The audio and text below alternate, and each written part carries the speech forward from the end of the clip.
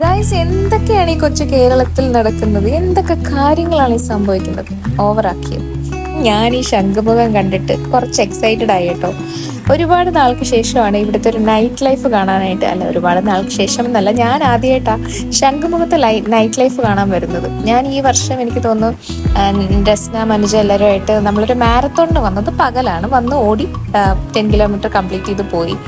അതല്ലാണ്ട് ശംഖുമുഖത്ത് ഇങ്ങനെ ഒരു നൈറ്റ് ലൈഫ് ഉള്ള കാര്യം സത്യമായിട്ടും എനിക്ക് അറിയില്ലായിരുന്നു. അങ്ങനെ പൊടിയ എൻ്റെയും അലീന മോളും വന്നത് കൊണ്ട് എനിക്ക് ഈ നൈറ്റ് ലൈഫ് ഒന്ന് എക്സ്പ്ലോർ ചെയ്യാൻ പറ്റി. എനിക്ക് ഭയങ്കര ഇഷ്ടമുള്ള ഒരു കാര്യമായിട്ട് ഈ രാത്രി തെണ്ടി തിരിഞ്ഞ് നടക്കുന്നത്. നമ്മുടെ ഇവിടെ അത്ര സേഫ് അല്ലാത്തതുകൊണ്ട് അങ്ങനെ പോകാൻ പറ്റാറില്ല. പിന്നെ എന്നാലും ഫ്രണ്ട്സ് ആരെങ്കിലും ഒക്കെ ഇങ്ങനെ ഉണ്ടെങ്കിൽ എനിക്ക് ഭയങ്കര സന്തോഷമുള്ളൊരു കാര്യമാണ്.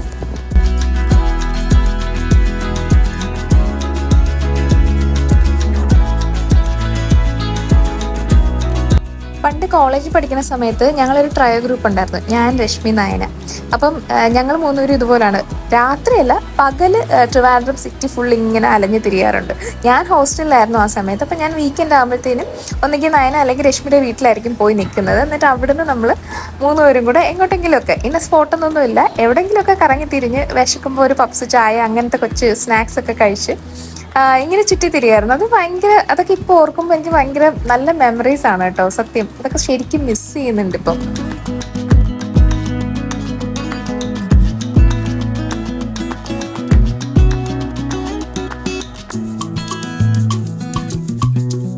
അങ്ങനെ കാഴ്ചകളൊക്കെ കണ്ട് ഇങ്ങനെ നടക്കുമ്പോഴാണ് ഞാൻ ഈ ചേട്ടനെ കാണുന്നത്. എനിക്കാണെങ്കിൽ അടുത്ത് പോയി കൈ നോക്കാൻ ഭയങ്കര ടെൻഡൻസി ആയിരുന്നു കേട്ടോ. പക്ഷെ കൂടെ വന്നവരൊക്കെ പറഞ്ഞു, വെറുതെ എന്തെങ്കിലും ഒരു നെഗറ്റീവ് കേട്ടാൽ പിന്നെ നമ്മുടെ മനസ്സിൽ അത് തന്നെ ഇങ്ങനെ കിടക്കുമല്ലോ, അതുകൊണ്ട് ആ പരിപാടി വേണ്ടെന്ന് വെച്ചു. കിച്ചു ദേ ടോയ് കാറിലൊക്കെ കയറിയിട്ട് സവാരി തുടങ്ങിയിട്ടുണ്ട്. ഇവിടെ എൻഗേജ് ചെയ്യാൻ വേണ്ടിയിട്ട് എല്ലാ പരിപാടിയും ഉണ്ട് കേട്ടോ. ടോയ് കാറ്, ടോയ് ട്രെയിന്, ഭയങ്കര ലൈവ്ലി ആണ് കേട്ടോ.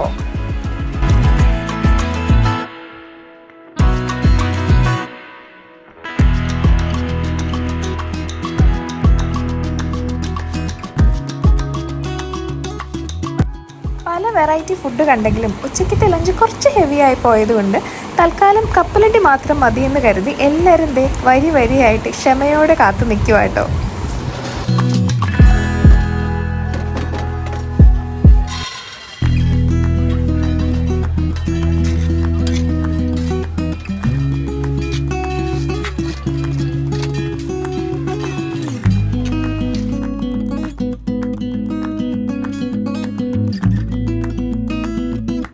അപ്പോൾ ശംഖുമുഖത്തിന്റെ എപ്പിസോഡും ഇവിടം കൊണ്ട് അവസാനിപ്പിക്കുകയാണ് ഗൈസ്. ഇനി അടുത്തൊരു വ്ലോഗുമായിട്ട് ഞാൻ വീണ്ടും വരുന്നതായിരിക്കും. ബൈ.